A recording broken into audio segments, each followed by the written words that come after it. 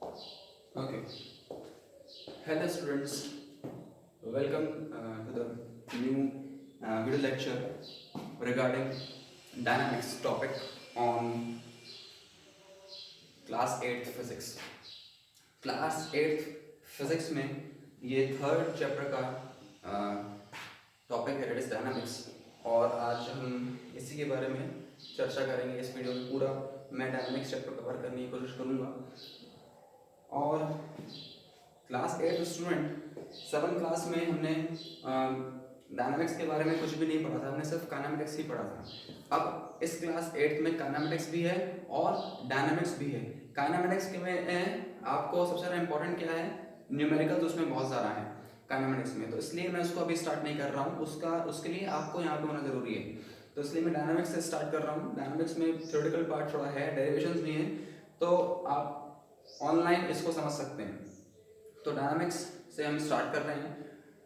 और प्लीज़ अपनी rough copy और पेन को लेके बैठिए अपने साथ, क्योंकि चीज़ें बहुत जल्दी हो जाएंगी और बहुत कुछ नया है आपके लिए इस लेक्चर में।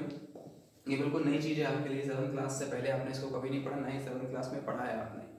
तो प्लीज़ यहाँ पे ध्यान दीजिएगा बोर्ड में। और जो भी आपको क्वेश्चंस हैं, जो भी आपको डाउट पूछने हैं, आप कमेंट सेक्शन में प्लीज़ प्लीज़ मुझे बताइएगा। मैं वेट कर रहा हूँ आपके डाउट्स का। और स्टार्ट करते हैं फिर डायनामिक्स।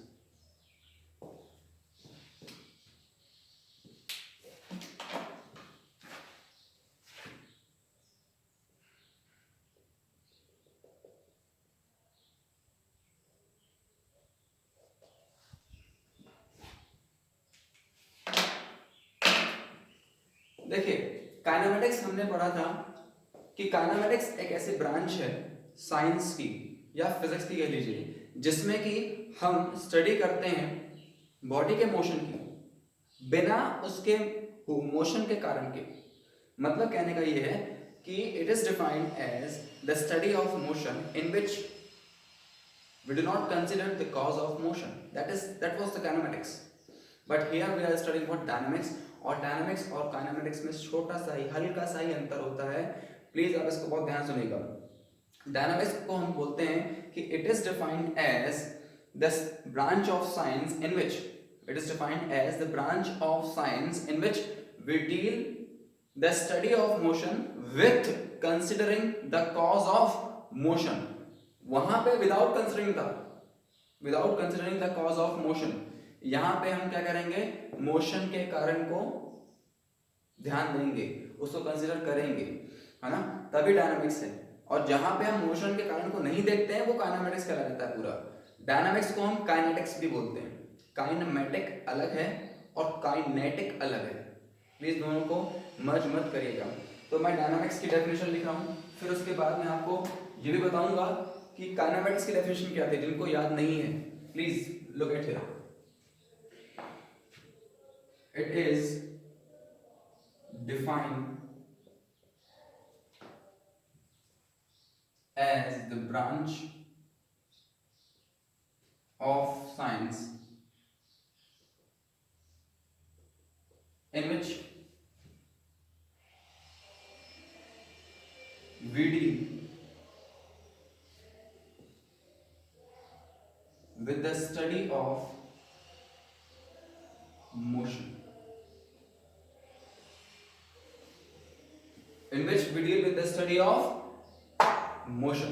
हम यहां पे क्या करेंगे, मोशन की स्टडी करेंगे विथ कंसिडरिंग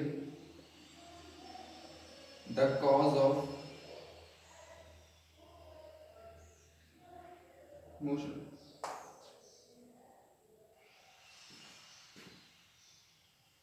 ठीक है ना। तो it is defined as the branch of science, एक साइंस की ब्रांच है जिसमें कि in which we deal with the study of motion, मतलब हम मोशन की स्टडी करते हैं, है ना, विथ कंसिडरिंग, क्या कंसिडर करके, मोशन के कारण को। अब मोशन किस कारण से होगा वो मैं बताऊंगा, that is Newton's first law. तो पहले आप ये समझिए डायनामिक्स क्या है। अच्छा, मैं काइनेमेटिक्स की डेफिनेशन लिख देता हूं ताकि आपको फर्क समझ में आएगा। काइनेमेटिक्स था kinematics, it is defined as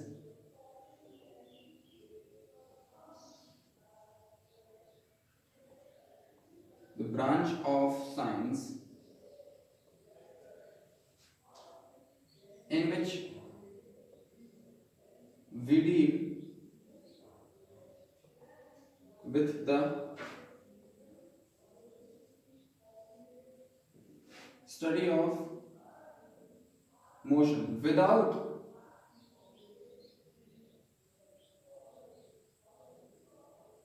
considering the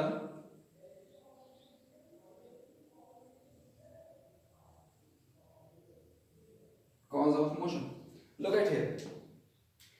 यहाँ पे देखने वाली बात क्या है, यहाँ पे विथ लगा हुआ है और यहाँ पे विदाउट लगा हुआ है, और यही सबसे बड़ा डिफरेंस है डायनामिक्स और काइनेमेटिक्स में, कि दोनों में ही हम क्या करते हैं, मोशन की स्टडी करते हैं, पर एक में हम मोशन के कारण को लेते हैं और एक में नहीं लेते हैं। जिसमें मोशन के कारण को हम लेते हैं वो होता है डायनामिक्स, और जिसमें नहीं लेते हैं वो होता है काइनेमेटिक्स। एक सिंपल सा डेफिनेशन हम दोनों का, अगर आप चाहें तो इसका स्क्रीनशॉट ले लीजिए ताकि आपको आगे जाके कोई दिक्कत ना जाए, क्योंकि डायनामिक्स हम अब पढ़ने वाले हैं और इसमें पूरी डायनामिक्स में सबसे ज़्यादा इंपॉर्टेंट है कॉज ऑफ मोशन, कि मोशन का कारण क्या है, क्यों हुआ मोशन। मैं भी समझाऊंगा आपको सभी, आप इसका स्क्रीनशॉट ले लीजिए।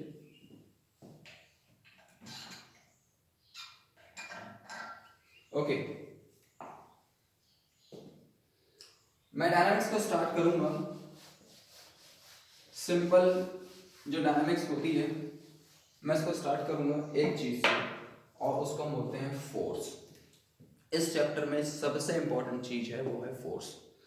तो फोर्स की जब मैं बात करूंगा तो फोर्स डायनामिक्स की सबसे इंपॉर्टेंट चीज है। काइनेमेटिक्स में फोर्स नहीं आता कहीं पे भी, ये ध्यान रखिए। तो फोर्स क्या है? फोर्स एक पुश और पुल है, जिससे कि बॉडी की स्टेट चेंज हो सकती है, जिससे कि बॉडी की पोजीशन चेंज हो सकती है, जिससे कि बॉडी का शेप चेंज हो सकता है ना। These are the effects of force. तो फोर्स क्या है? फोर्स इज अ पुश और पुल। इसकी यूनिट क्या होती है? Newton.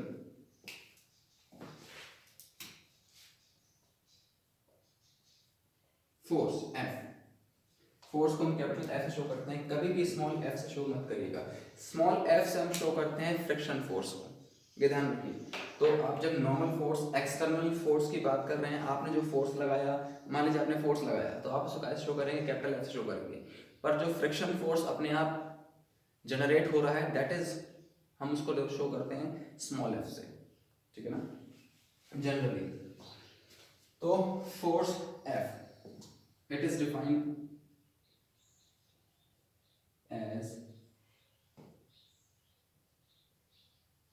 push or pull. It is measured in newtons, ठीक है ना। न्यूटन क्या है? इसकी एसआई यूनिट है, सिस्टम इंटरनेशनल यूनिट, है ना। और इसकी सीरियस यूनिट क्या कहलाएगी? डाइन, DYNE टाइम, ठीक है। एक न्यूटन में कितने टाइम होते हैं वो सब बताऊंगा मैं आपको, पर अभी फिलहाल आप सिर्फ ये जनरल समझिए कि क्या है फोर्स।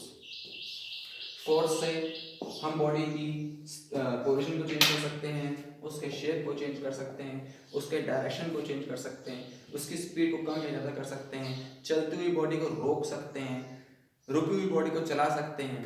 ये सब फोर्स के क्या है? इफेक्ट्स हैं, और यही इस चैप्टर का मेन है, मेन पार्ट है, दैट इज फोर्स, जो हम अप्लाई करते हैं जनरल डेली लाइफ में हमारे, ठीक है। That is your force. The next topic is Newton's law of motion, और न्यूटन्स के लॉ ऑफ मोशन में से सबसे ज्यादा important that is Newton's second law of motion. और फर्स्ट लॉ ऑफ मोशन क्या है? फर्स्ट लॉ ऑफ मोशन किसको डिनोट करता है, उससे क्या चीजें निकल के आती हैं? सेकंड लॉ ऑफ मोशन के लिए आपको क्या क्या पढ़ना पड़ेगा? थर्ड लॉ ऑफ मोशन में क्या है? यही पूरा चैप्टर मिला के आपका डायनामिक्स बनता है। क्लास 8 का डायनामिक्स चैप्टर इन्हीं चीज़ों पे डिपेंड करता है। इसके बाद हमने जो 6th क्लास में पढ़ा था, लेवर वगैरह हमने जो पढ़े थे, हमको वो भी पढ़ने हैं यहाँ पे, है ना। तो सब चीज़ें एक साथ चलेंगी, फ्लो में चलेंगी, आप प्लीज यहाँ ध्यान दीजिएगा। तो फोर्स हो गया। अब फोर्स के हम स्टार्ट करते हैं न्यूटन्स के लॉ। तो न्यूटन्स के लॉ में सबसे पहले स्टार्ट करूंगा न्यूटन्स का first law. Newton's first law,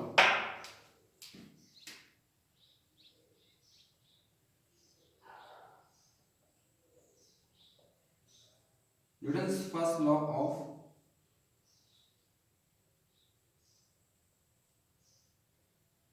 motion.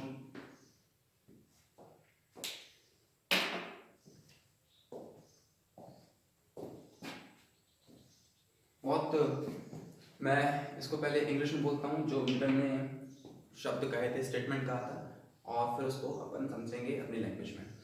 मेरी बात बहुत ध्यान सुनिएगा।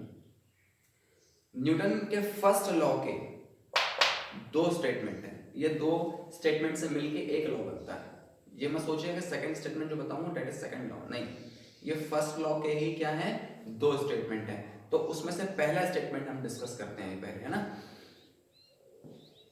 पहला स्टेटमेंट ये कहता है कि if a body is at rest, अगर कोई बॉडी रुकी हुई है, रेस्ट मतलब अपनी पोजीशन चेंज नहीं कर रही, सिंपल सी बात ही है। तो Newton's first law states that if a body is at rest, it continues the state of rest. It continues the state of rest until and unless an external force applied on it. ठीक है, मैं फिर से बोलता हूं एक बार।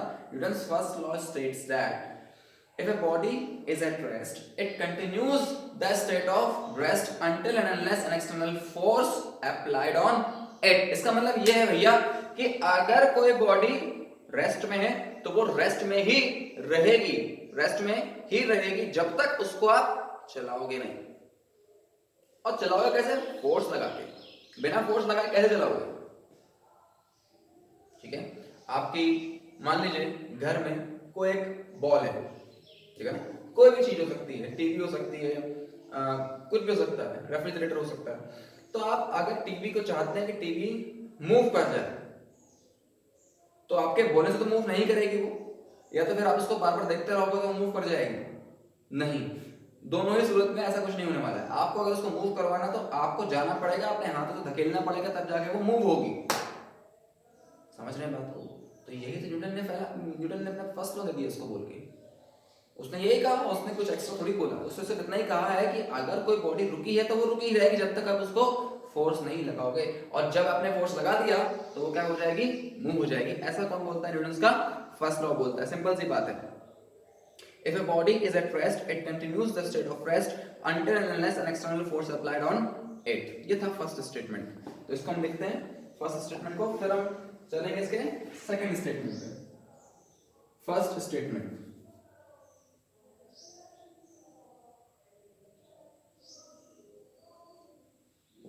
क्या बोलता है? If a body is at rest,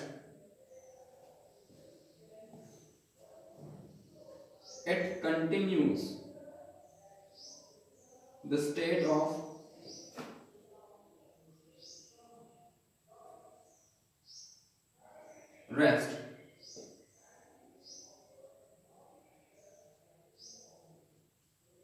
until and unless an external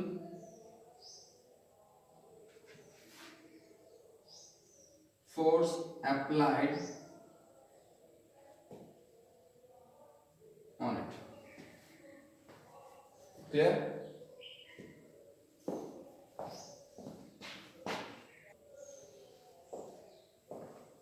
If a body is at rest, it continues the state of rest until and unless an external force applied on it.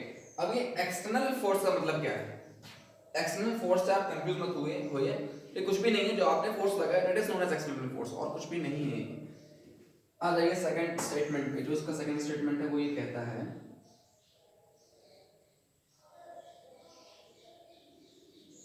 ठीक है ना, मैं यहीं पे लिखता हूँ फिर explain करता हूँ। इफ ए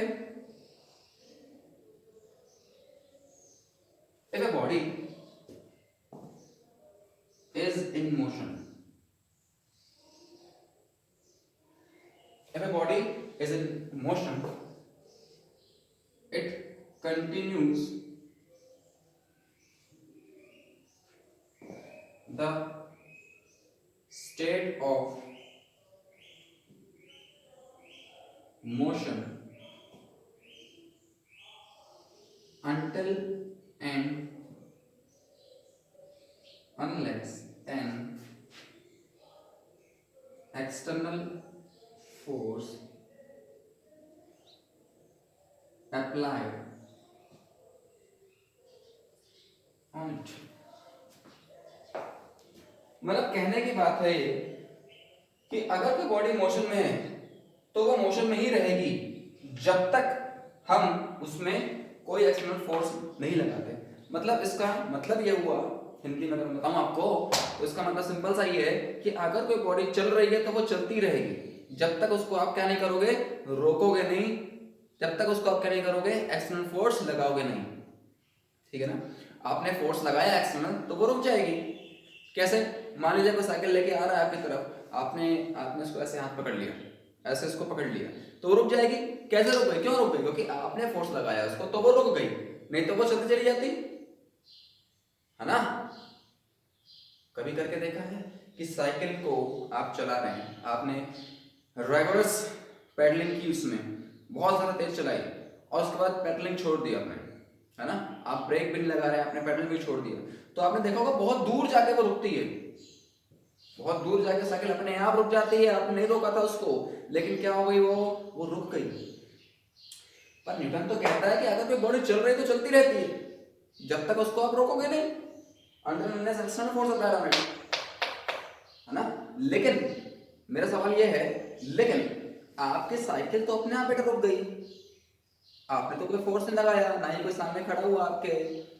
साइकिल आपने चलाई, बहुत तेज पेडलिंग करी, पेडलिंग करने के बाद आपने पेडलिंग करना छोड़ दिया और आपने ब्रेक भी नहीं लगाया अपने, क्या होगा आगे जाके? वो साइकिल रुक जाती है, रुक जाती है ना। पर अकॉर्डिंग टू न्यूटन तो उसको चलते रहना चाहिए था, क्योंकि हमने उसको रोकने के लिए कोई फोर्स ही नहीं लगाया। फिर वो साइकिल क्यों रुक जाती है? या तो बात ये है कि ये लॉ गलत हो गया, या तो बात ये है कि जो हमने हमारे जो ऑब्जर्वेशंस हैं वो गलत हो गई। What is the truth? एक और एग्जांपल देता हूं। मान लीजिए आपने फुटबॉल खेल रहे हो, आपने बहुत तेज फुटबॉल मारी और फुटबॉल बहुत दूर तक चली गई, बहुत बड़ा ग्राउंड है, फुटबॉल बहुत दूर तक चली गई, लेकिन जाते जाते वो धीमे होते गई और वो रुक गई। रुक जाती है फुटबॉल, ये भी आपकी ऑब्जर्वेशन होंगी। पर न्यूटन तो कह रहा है कि वो कभी नहीं रुकना चाहिए उसको। अगर कोई बॉडी चल रही है तो वो चलती रहेगी जब तक उसको आप रोकोगे नहीं। जब तक उसको आप नहीं रोकोगे तो वो तो रुकेगी ही नहीं। तो फुटबॉल कैसे रुकेगी वहां पर? इसका आंसर मुझे आपके कमेंट बॉक्स में मुझे चाहिए और देखते हैं कौन इसका आंसर दे पाता है ना। तो इसका जो आंसर है मैं नेक्स्ट क्लास में, मतलब जब मैं वो टॉपिक डिस्कस करूंगा तब आपको उसका आंसर दूंगा। उससे पहले ही आप मुझे कमेंट सेक्शन में कमेंट कर दीजिएगा, तो देखते हैं कि कौन इसका आंसर दे पाता है, क्योंकि वो साइकिल क्यों रुकी थी और वो फुटबॉल क्यों रुकी थी। ठीक है ना। तो this is your Newton's first law of motion. का पहला स्टेटमेंट कहता है कि अगर कोई बॉडी रुकी है तो वो रुकी रहेगी जब तक उसको आप चलाओगे नहीं, मतलब जब तक उसको क्या नहीं करोगे, एक्सटर्नल फोर्स लगाओगे। सेकंड स्टेटमेंट कहता है कि अगर कोई बॉडी मोशन में है तो वो क्या होगी, मोशन में ही रहेगी जब तक आप उसको क्या नहीं करोगे, रोकोगे नहीं, मतलब उसमें आप अपोजिंग फोर्स नहीं लगाओगे तब तक बॉडी क्या नहीं होगी, रुकेगी नहीं। बात समझ में आ रही है? This is your Newton's first law of motion. Newton